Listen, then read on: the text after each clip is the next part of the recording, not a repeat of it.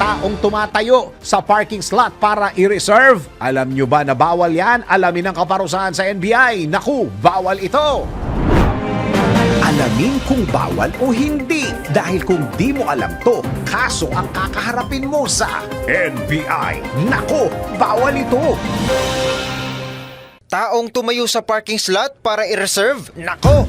Bawal ito. Mas convenient talaga kapag mayroong sariling sasakyan. Ang madalas na problema lang, pahirapan sa parkingan. Pero paano kung may nakita kang bakanting parking slot at mayroong nakatayong tao? Sabay sinabing, reserved na ito. Nako, alam mo bang bawal ito? Wala pa mang konkretong batas. Ito ay maaaring ituring na paglabag sa Article 287 ng Revised Penal Code o ang unjust vexation. Dahil posible ito makapagdulot sa isang tao ng pagkainis, pagkairita at maging malaking abala para sa iba. Ang sino mang lumabag ay maaaring magmulta ng 1,000 piso hanggang 40,000 piso. Depende sa bigat ng kaso. Kaya sa mga rich kid dyan, ang first come first serve basis ay laging tandaan. Ang parking slot ay wag mong tambayan. Ano ka? Human cone? Baka masabihan ka ng, nako, bawal ito.